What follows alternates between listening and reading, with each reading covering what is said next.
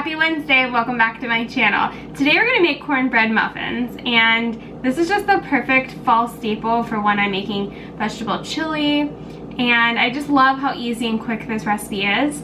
So we're gonna get started. You can preheat your oven to 350 degrees. You're gonna need a silicone baking pan. This makes 12 muffins, which is what this recipe does. I love cooking with this because it makes cooking oil-free. It's super easy. I don't have to worry about anything sticking. It cleans up really easy, so I'm a big fan of that. But we're gonna mix everything together in a big bowl. So go ahead and preheat your oven and then come back and join us to mix.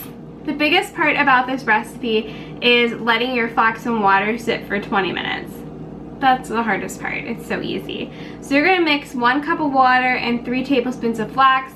Set it aside. I just stuck mine back in the refrigerator for 15 to 20 minutes. I also added a teaspoon of miso for our salt and just put it in this glass jar, this little measuring cup, and I just kind of forget about it.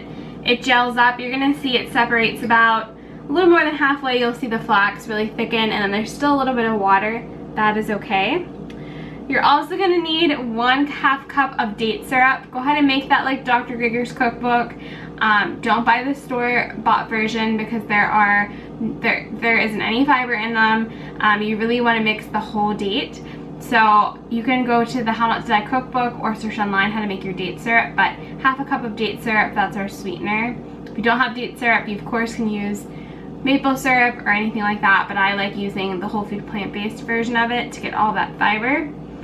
You're also going to need 1 1/4 cup of cornmeal and 1 1/4 cup of oat flour. Now I just grounded my oats in my blender and made my own oat flour. You want to do it that way. You don't want to go to the store and buy oat flour because that version is only going to have 2 grams of fiber in it, where mine has 4 grams per serving and it's a lot cheaper. So just go ahead and blend up your oats in a high-speed blender and you have oat flour. So it's really easy. You're also going to need 1/2 a teaspoon of baking soda. For our spice mix, I added 1 teaspoon of parsley, thyme, and rosemary. This is optional. I think it adds to the flavors of it. Sometimes I leave it out, sometimes I add it in. You also could add pieces of corn to this, like 1/2 cup of corn, and have little chunks of corn throughout. Those are another option. That's why I like this recipe, because it's kind of like whatever I have and I'm in the mood. But usually all these staples I have in my pantry, or I can make like the oats and the date syrup really easy. So you're gonna go ahead and combine it all into a big bowl. We're gonna put our cornmeal, our oat flour, our baking soda, and now we're gonna add our wet ingredients. So the wet ingredients are just that flax that's been sitting in the water and the date syrup. I'm gonna go ahead and add our flax mixture. And you should see it definitely gels up. It's just a great substitute for eggs when you're baking. And once you get the hang of it, you'll find it's really easy to substitute it for.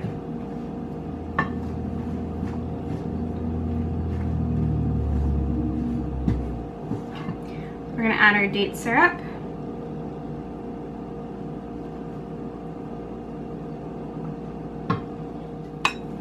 At this point you'll know it'll be kind of hard to keep mixing, but just keep going. It's gonna make more of like a battered dough, and that's how you know that you've done a good job. And then lastly, I'm just gonna add in our seasoning spices. And that's optional. You can kind of add in what you like. If you hate rosemary, don't add it to your muffins. It should definitely be like a dough before you put it into your muffin pan. And you know, this is gonna bake for around 17 to 20 minutes depending on your oven. You just wanna keep an eye on it. You don't want to overcook them or undercook them. So, you know, you want a toothpick to cleanly come out of them to know they're done and to be nice and brown. So just, you know, what I do is I pop in at 15 minutes, give it a check, come in at 17, check, and then if it needs to go a little bit longer. But depends on your oven. So I always tell everyone, don't go far when you're baking. You just want to keep an eye on it. But this is going to make 12 muffins, and this is perfect for Thanksgiving too. I know we're still in September, it's kind of far from Thanksgiving, so, but that's my favorite holiday, so I'm kind of thinking ahead. But we're gonna go ahead and put these in our muffin tins and then bake them in the oven. Before cornbread muffins go into the oven, that's kind of how filled they should be, but they look really good and I can't wait to taste them when they come out.